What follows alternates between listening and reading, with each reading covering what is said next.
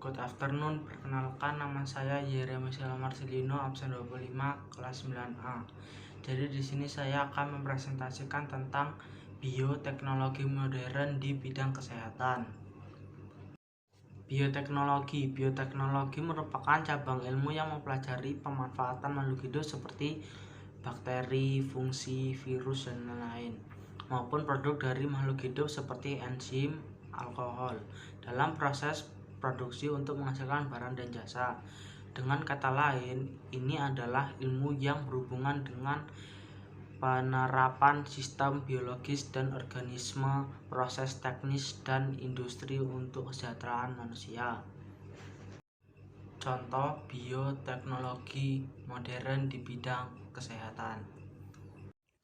1. Antibodi monoklonal. Antibodi monoklonal adalah antibodi yang diperoleh dari suatu sumber tunggal atau sel klona yang hanya mengenal satu jenis antigen. Pembentukan antibodi monoklonal dilakukan dengan menggunakan kelinci atau tikus. Langkah pertama adalah menginjeksikan antigen ke dalam tubuh tikus atau kelinci percobaan. Kemudian limpanya dipisahkan.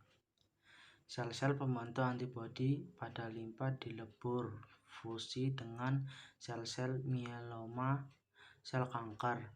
Sekitar 1% dari sel limpa adalah sel plasma yang menghasilkan antibodi, sedangkan 10% sel hibridoma akhir terdiri dari sel-sel yang menghasilkan antibodi. Setiap hibridoma hanya dapat menghasilkan satu antibodi. Di sini teknik seleksi dikembangkan untuk mengidentifikasi sel tersebut. Kemudian dilakukan pengembangan atau pengklonan berikutnya. Klona yang diperoleh dari hibridoma berupa antibodi monoklonal. Antibodi monoklonal dapat disimpan beku, kemudian dapat diinjeksikan ke dalam tubuh hewan atau dibelakang dalam suatu kultur untuk menghasilkan antibodi dalam jumlah yang besar. Pada umumnya, antibodi monoklonal yang dihasilkan berfungsi untuk mengatasi penyakit kanker. Contoh antibodi monoklonal yang telah digunakan untuk mengobati pasien kanker adalah trastuzumab untuk kanker payudara, rituximab untuk kanker limfoma, dan sebagainya. 2. Terapi gen manusia. Terapi gen merupakan rekayasa genetik yang dilakukan untuk memperbaiki kelainan genetik secara individual. Secara teoritis, kelainan genetik dapat diperbaiki dengan menggunakan gen yang tidak normal dengan gen normal menggunakan teknik rekombinasi DNA.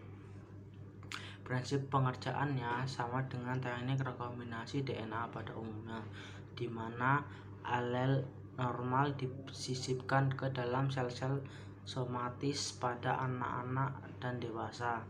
Sel-sel germ yang memproduksi gamet atau sel-sel embrio. Terapi gen telah dilakukan pada pasien penyakit kanker seperti kanker paru-paru, tumor otak, dan lain-lain. 3. Produksi hormon dan vaksin. Salah satu hormon yang merupakan produk bioteknologi adalah hormon insulin. Insulin yang dihasilkan melalui teknik DNA rekombinan dapat digunakan untuk mengontrol kadar gula dalam darah pada pasien diabetes mellitus. Kini telah beredar di pasaran produk insulin kerja cepat, yaitu insulin lispro dan aspart, serta insulin dengan waktu kerja yang panjang, yaitu insulin glargin dan detemir. Vaksin sendiri sejatinya digunakan untuk mencegah penyakit yang disebabkan oleh virus dan bakteri.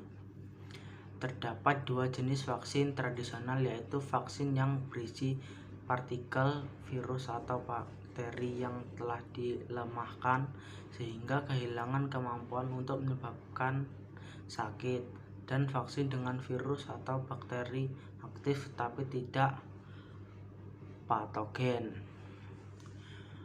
Modifikasi vaksin melalui bioteknologi telah dilakukan dengan teknik DNA rekombinan.